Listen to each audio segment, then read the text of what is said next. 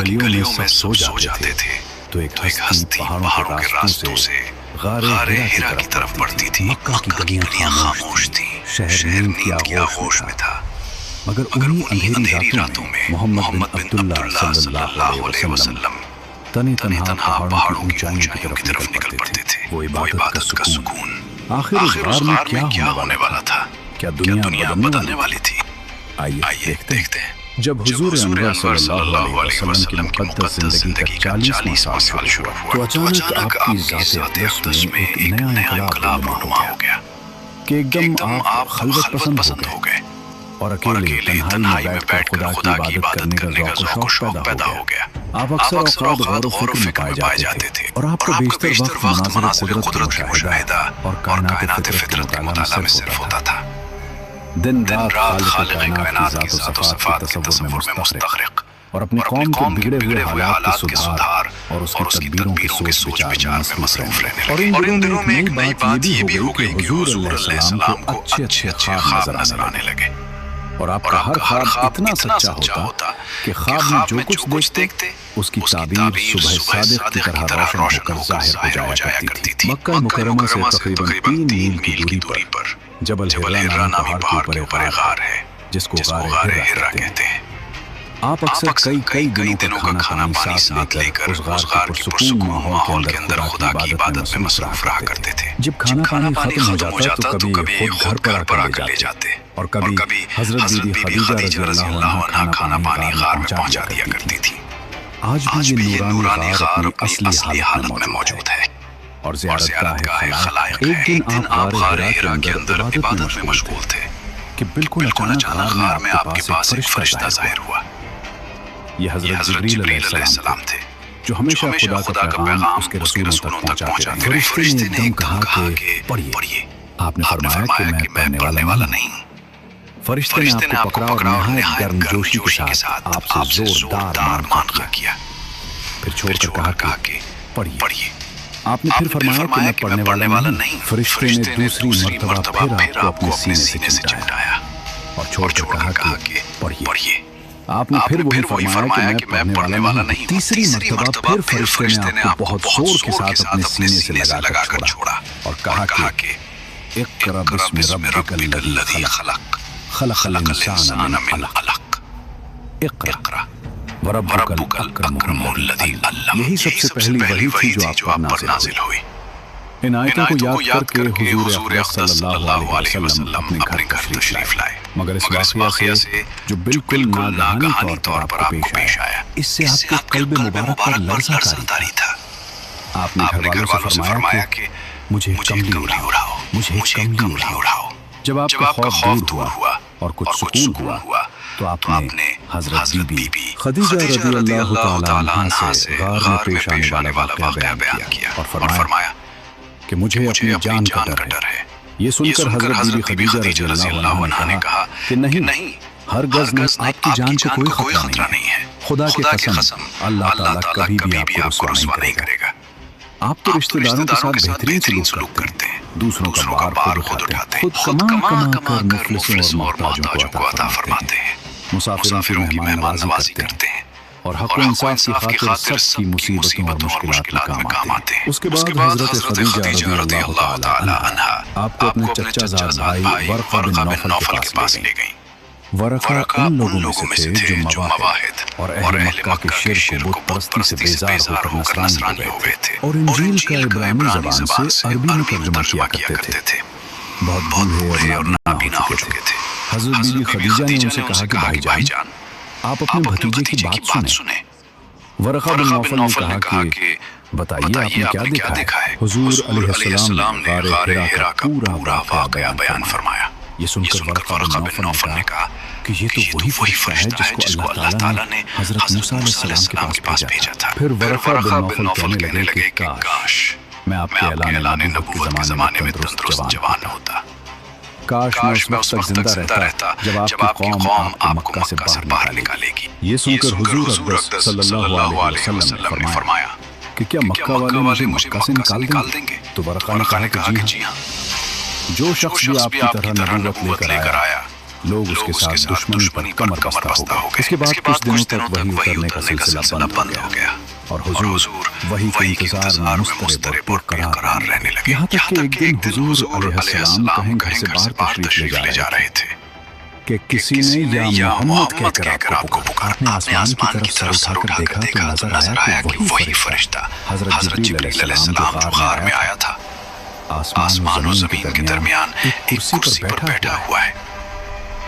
یہ منظر دیکھ کر آپ کے قلب مبارک میں ایک خوف کی کیفیت پیدا ہو گئی اور آپ مکان پر آ کر لیٹ گئے اور گھر والوں سے فرمایا کہ مجھے کمبل اڑاؤ، مجھے کمبل اڑاؤ۔ چنانچہ آپ کمبل اوڑھ کر لیٹے ہوئے تھے کہ ناگہاں آپ پر سورہ مدثر کی ابتدائی آیات نازل ہوئیں اور رب تعالیٰ کا فرمان جاری ہوا، یا ایھا المدثر قم فانذر وربک فکبر وثیابک فطہر والرجز فاہجر۔ اے بالا پوش اوڑھنے والے کھڑے ہو جاؤ، پھر ڈر سناؤ اور اپنے رب کی بڑائی بولو اور اپنے کپڑے پاک رکھو اور بتوں سے دور رہو۔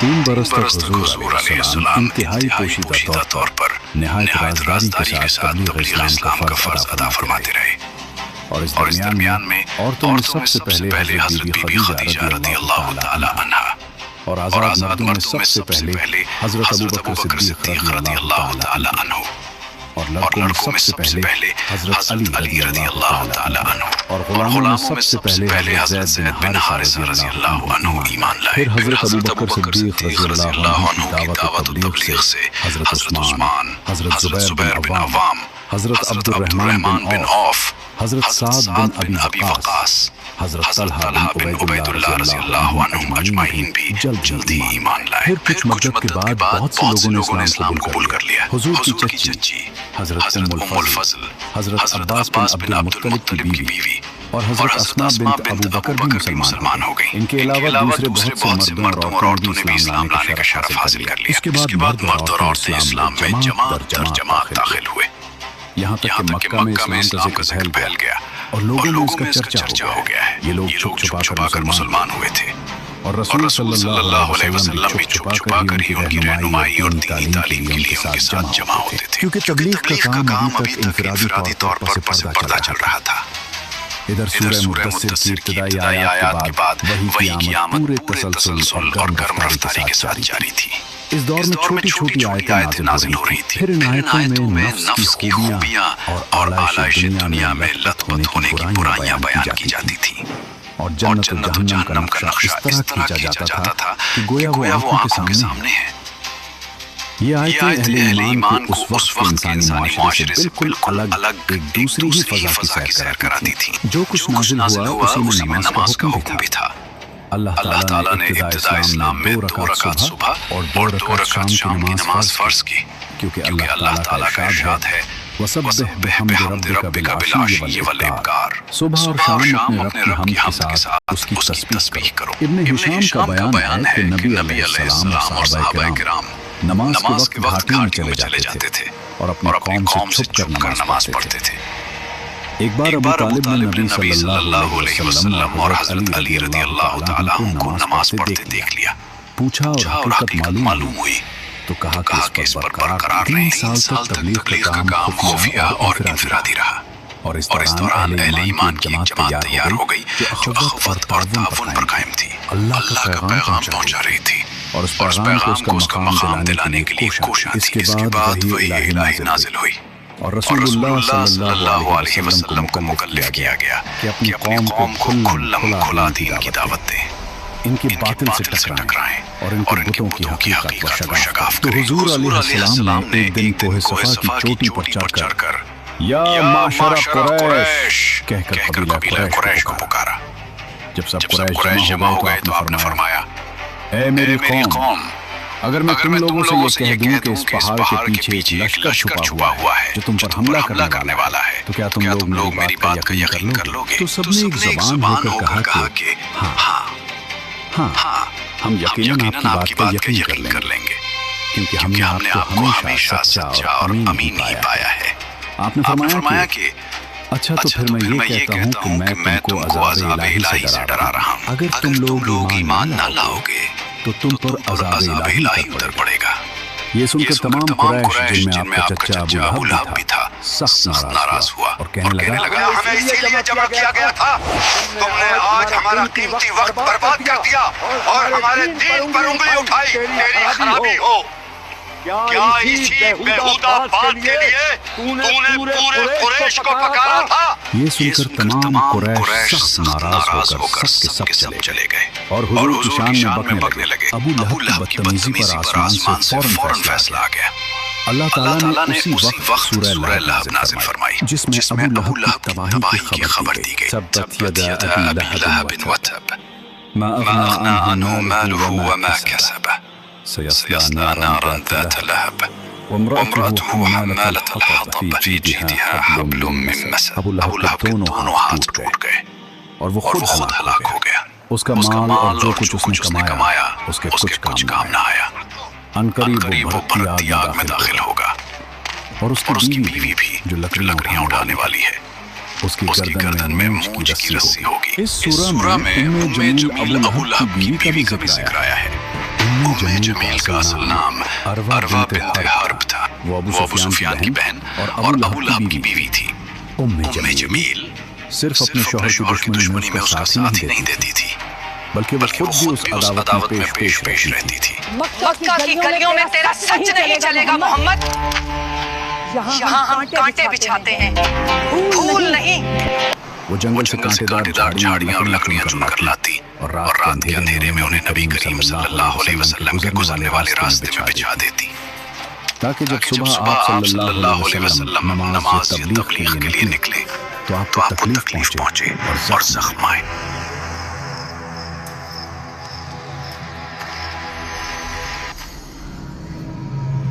جمیل کے پاس ایک نہایت قیمتی ہار تھا۔ وہ اکثر یہ قسم کھایا کرتی تھی کہ میں اس ہار کو بیچ کر محمد صلی اللہ علیہ وسلم کی دشمنی میں خرچ کروں گی۔ جب سورہ المسد نازل ہوئی تو اللہ تعالیٰ نے فرمایا اس کی گردن میں کھجور کی چھال کی رسی ہوگی۔ یہ دراصل اس کے اسی قیمتی ہار کا رد تھا۔ اس کا تکبر یہ تھا کہ وہ سونا پہنتی تھی، مگر اللہ نے اسے بتا دیا کہ اس کی اصل پہچان وہ ٹوٹی ہوئی رسی ہے جو اسے جہنم کی طرف لے جانے والی ہے۔ سورہ المسد کے نازل ہونے کے بعد جمیل غصے میں آپے سے باہر ہو گئی۔ وہ ہاتھ میں پتھر لے کر نبی کریم صلی اللہ علیہ وسلم کو ڈھونڈتی ہوئی نکلی اور کعبہ کے پاس پہنچ کر آپ صلی اللہ علیہ وسلم کے بارے میں سخت باتیں کرنے لگی۔ میں نے سنا ہے وہ میری برائی کرتا ہے، خدا کی قسم۔ وہ اس قدر اندھی ہو چکی تھی کہ سامنے تشریف فرما نبی صلی اللہ علیہ وسلم بھی اسے نظر۔ اللہ تعالیٰ نے اس کی آنکھوں پر پردہ ڈال دیا تھا۔ یہ اس بات کی واضح دلیل ہے کہ جن کا تکبر اللہ توڑ دیتا ہے انہیں پھر حق دکھائی دینا بند ہو جاتا ہے۔ ان کی ساری چالاکی اور شان ایک ہی لمحے میں خاک میں مل گئی۔ ابو جمیل اور ابو لہب دونوں میاں بیوی کی دردناک موت ہونی تھی۔ ابو لہب ایک انتہائی خوفناک جلدی بیماری میں مبتلا ہو گیا، یعنی سکن ڈیزیز جسے الرجا کہا جاتا تھا۔ یہ بیماری طاعون کی ایک شکل سمجھی جاتی تھی۔ اس کے پورے جسم پر پھوڑے اور زخم نکل آئے جن سے شدید تکلیف اور بدبو پھیل گئی۔ بیماری کی شدت اور بدبو اس قدر زیادہ تھی کہ اس کے اپنے بیٹے اور قریبی رشتہ دار بھی اس کے قریب جانے سے خوفزدہ ہو گئے۔ یوں بالکل تنہا اور بے یار و مددگار حالت میں مر گیا۔ اس کی لاش 3 دن تک گھر میں پڑی رہی اور سڑنے لگی۔ آخرکار لوگوں نے خوف کے مارے قریب جانے کے بجائے دور ہی سے پتھر پھینک کر یا دیوار گرا کر اسے دفن کیا۔ ابو لہب کو اپنے خاندان اور اپنی طاقت پر بے حد غرور تھا، مگر اللہ تعالیٰ نے اسے ایسی عبرتناک موت دی کہ وہی خاندان جس پر وہ ناز کرتا تھا اس کے جنازے کو ہاتھ لگانے سے بھی خوفزدہ ہو گیا۔ جمیل کی موت بالکل ویسے ہی عبرتناک ہوئی جیسا اس کا اپنا عمل تھا۔ وہ جنگل سے کانٹے دار جھاڑیاں اور لکڑیاں اکٹھی کر کے رسی سے گٹا باندھ کر لایا کرتی تھی۔ ایک دن وہ لکڑیوں کا بھاری گٹھا اٹھائی جا رہی تھی۔ راستے میں شدید تھکن کے باعث وہ ایک پتھر پر بیٹھ گئی۔ جب وہ دوبارہ اٹھنے لگی تو گٹھا پیچھے کی طرف لڑک گیا اور اس کی رسی جمیل کے گلے میں پھنس گئی۔ رسی اتنی سخت اور مضبوط تھی کہ اس کا دم گھٹ گیا اور وہ وہیں تڑپ کر ہلاک ہو گئی۔ اس کے بعد رسول اللہ صلی اللہ علیہ وسلم نے شرک کے خرافات کا پردہ چاک کرنا اور بتوں کی حقیقت اور قدر و قیمت کو واشگاف کرنا شروع کر دیا۔ اب وہ وقت آ گیا، اللہ تعالیٰ نے یہ حکم دیا کہ اے محبوب علیہ السلام، آپ کو جو حکم دیا گیا ہے اس کو اعلان بیان فرمائیے۔ چنانچہ اس کے بعد علانیہ طور پر دین اسلام کی تبلیغ فرمانے لگے اور شرک و بت پرستی کی کھلا برائی بیان فرمانے لگے، اور تمام قریش بلکہ تمام اہل مکہ بلکہ پورا عرب آپ کی مخالفت پر کمر بستہ ہو گیا، اور حضور علیہ السلام اور مسلمانوں کی اظہار رسانیوں کا ایک طولانی سلسلہ شروع ہو گیا۔ اس کے بعد رسول اللہ صلی اللہ علیہ وسلم نے شرک کے خرافات کا پردہ چاک کرنا اور بتوں کی حقیقت اور قدر و قیمت کو واشگاف کرنا شروع کر دیا۔ مکہ ایک ایسی آواز سن کر جس میں مشرکین اور بت پرستوں کو گمراہ کہا گیا تھا، احساس غضب سے پھٹ پڑا۔ یہ محمد ہمارے معبودوں پر انگلی اٹھا رہا ہے، یہ کہتا ہے کہ صرف ایک ہی خدا ہے، کیا یہ ہمیں پاگل سمجھتا ہے؟ گویا بجلی کا کڑکا تھا جس نے پرسکون فضا کو ہلا کر رکھ دیا تھا۔ اس لیے قریش اچانک پھٹ پڑنے والے انقلاب کی جڑ کاٹنے کے لیے اٹھ کھڑے ہوئے۔ کفار مکہ خاندان بنو ہاشم کے انتقام اور لڑائی بھڑک اٹھنے کے خوف سے حضور علیہ السلام کو قتل تو نہیں کر سکے، لیکن طرح طرح کی تکلیفوں اور اظہاروں سے آپ پر ظلم و ستم کا پہاڑ توڑنے لگے۔ چنانچہ سب سے پہلے تو حضور علیہ السلام کے کاہن، ساحر، شاعر، مجنون ہونے کا ہر کوچہ و بازار میں زوردار پروپیگنڈا کرنے لگے۔ آپ کے پیچھے شریر لڑکوں کا خون لگا دیا جو راستوں میں آپ پر پھپتیاں کستے، گالیاں دیتے، اور یہ دیوانہ ہے کا شور مچا کر آپ کے اوپر پتھر پھینکتے۔ کبھی کفار مکہ آپ کے راستوں میں کانٹے بچھاتے، کبھی آپ کی مقدس اور نازک گردن میں چادر کا پھندا ڈال کر گلا گھونٹنے کی کوشش کرتے۔ آپ کے معجزات اور روحانی تاثیرات اور تصرفات کو دیکھ کر آپ کو سب سے بڑا جادوگر کہتے۔ جب حضور علیہ السلام قرآن شریف کی تلاوت فرماتے تو یہ کفار قرآن اور قرآن کو لانے والے جبریل اور قرآن کو نازل فرمانے والے اللہ تعالیٰ کو اور آپ کو گالیاں دیتے اور گلی کوچوں میں پہرا بٹھا دیتے کہ قرآن کی آواز کسی کے کان میں نہ پڑنے پائے، اور تالیاں پیٹ کر اور سیٹیاں بجا کر اس قدر شور و غل مچاتے کہ قرآن کی آواز کسی کو سنائی نہیں دیتی تھی۔ حضور علیہ السلام جب کہیں عام مجمع میں یا کفار کے میلوں میں قرآن پڑھ کر سناتے یا دعوت ایمان کا واز فرماتے تو آپ کا چچا ابو لہب آپ کے پیچھے چلا کر کہتا جا رہا تھا کہ اے لوگو، یہ میرا بھتیجا جھوٹا ہے، یہ دیوانہ ہو گیا ہے، تم لوگ اس کی کوئی بات نہ سنو۔ اسی طرح ایک مرتبہ جب حضور علیہ السلام حرم کعبہ میں نماز پڑھ رہے تھے، این حالت نماز میں ابو جہل نے کہا کہ کوئی ہے جو آل فلاں کے ذبح کیے ہوئے اونٹ کی اوجھلی لا کر سجدہ کی حالت میں ان کے کندھوں پر رکھتے۔ یہ سن کر عقبہ کافر اٹھا اور اس اوجھلی کو لا کر حضور علیہ السلام کے دوش مبارک پر رکھا۔ حضور صلی اللہ علیہ وسلم سجدے میں تھے۔ دیر تک اوجھلی کندھے اور گردن پر پڑی رہی اور کفار ٹھٹھا مار کر ہنستے رہے اور مارے ہنسی کے ایک دوسرے پر گر پڑتے رہے۔ آخر حضرت فاطمہ رضی اللہ عنہا جو ان دنوں ابھی کم سن لڑکی تھی آئیں اور ان کافروں کو برا بھلا کہتے ہوئے اس اوجھلی کو آپ کے دوش مبارک سے ہٹا دیا۔ حضرت بلال رضی اللہ عنہ امیہ بن خلف کافر کے غلام تھے، ان کے گلے میں رسی ڈال کر انہیں کوچہ و بازار میں گھسیٹا جاتا، ان کی پیٹھ پر لاٹھیاں برسائی جاتی اور عین دوپہر کے وقت تپتی ہوئی ریت پر لٹا دیا جاتا، پھر ان کے سینے پر اتنا بھاری پتھر رکھ دیا جاتا کہ ان کی زبان باہر نکل آتی۔ امیہ بن خلف ظالم کافر کہتا تھا، اسلام سے باز آ جاؤ ورنہ اسی طرح گھٹ کر مر جاؤ گے۔ لیکن اس بے پناہ ظلم و ستم کے باوجود حضرت بلال رضی اللہ عنہ کے چہرے پر کوئی شکن نہ آتی۔ حضرت عمار بن یاسر رضی اللہ کو گرم بالوں پر چت لٹا کر کفار قریش اس قدر مارتے تھے کہ یہ بے ہوش ہو جاتے تھے۔ حضرت ابو ذر غفاری رضی اللہ عنہ جب دامن اسلام میں آئے تو مکہ میں مسافر کی حیثیت سے کئی دن تک حرم کعبہ میں رہے۔ یہ روزانہ زور سے چلا کر اپنے اسلام کا اعلان کرتے تھے اور روزانہ کفار قریش ان کو اس قدر مارتے تھے کہ یہ لہو لہان ہو جاتے تھے، اور ان دنوں میں آب زمزم کے سوا ان کو کچھ بھی کھانے پینے کو نہیں ملا۔ واضح ہے کہ کفار مکہ کا یہ سلوک صرف غریبوں اور غلاموں ہی تک محدود نہیں تھا، بلکہ اسلام لانے کے جرم میں بڑے مالداروں اور رئیسوں کو بھی ظالموں نے نہیں بخشا۔ حضرت ابو بکر صدیق رضی اللہ تعالیٰ عنہ جو شہر مکہ کے ایک متمول اور ممتاز معززین میں سے تھے، مگر ان کو بھی حرم کعبہ میں کفار قریش نے اس قدر مارا کہ ان کا سر خون سے لت پت ہو گیا۔ اسی طرح حضرت عثمان غنی رضی اللہ عنہ جو نہایت مالدار اور صاحب اقتدار تھے، جب یہ مسلمان ہوئے تو غیروں نے نہیں بلکہ خود ان کے چچا نے ان کو رسیوں میں جکڑ کر خوب مارا۔ ایک مرتبہ سرداران قریش حرم کعبہ میں بیٹھے ہوئے یہ سوچنے لگے کہ آخر اتنی تکالیف اور سختیاں برداشت کرنے کے باوجود محمد اپنی تبلیغ کیوں بند نہیں کرتے؟ آخر ان کا مقصد کیا ہے؟ ممکن ہے یہ عزت و جاہ یا سرداری و دولت کے خواہاں ہوں؟ چنانچہ سبھوں نے عتبہ بن ربیعہ کو حضور علیہ السلام کے پاس بھیجا کہ تم کسی طرح ان کا دلی مقصد معلوم کرو۔ چنانچہ اخبار تنہائی میں آپ سے ملا اور کہنے لگا کہ اے محمد علیہ السلام، آخر اس دعوت اسلام آپ کا مقصد کیا ہے؟ کیا آپ مکہ کی سرداری چاہتے ہیں یا عزت و دولت کے خواہاں ہیں یا کسی بڑے گھرانے میں شادی کے خواہش مند ہیں؟ آپ کے دل میں جو تمنا ہو کھلے دل کے ساتھ کہہ دیجئے۔ میں اس کی ضمانت لیتا ہوں کہ اگر آپ دعوت اسلام سے باز آ جائیں تو پورا مکہ آپ کے زیر فرمان ہو جائے گا اور آپ کی ہر خواہش اور تمنا پوری کر دی جائے گی۔ عتبہ بن ربیعہ کی باتیں سن کر پورا کمرہ خاموش ہو گیا۔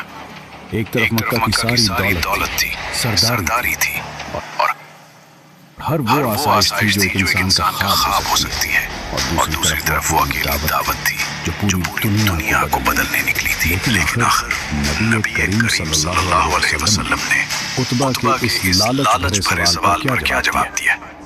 کیا آپ صلی اللہ علیہ وسلم نے اس کے سامنے کوئی شرط رکھی؟ یہ ایک ایسا جواب تھا جس نے عتبہ کا چہرہ ہی بدل کر رکھ دیا۔ یہ سب ہم آپ کو اگلے ایپیسوڈ میں بتائیں گے، جڑے رہیے، کیونکہ اب سیرت اس موڑ پر آ چکی ہے جہاں سے امتحان کی سخت راتیں شروع ہونے والی ہیں۔ لیکن پیارے ویورز، باقی تمام ایپیسوڈز چینل پر موجود ہیں، پہلے انہیں دیکھ لیجیے۔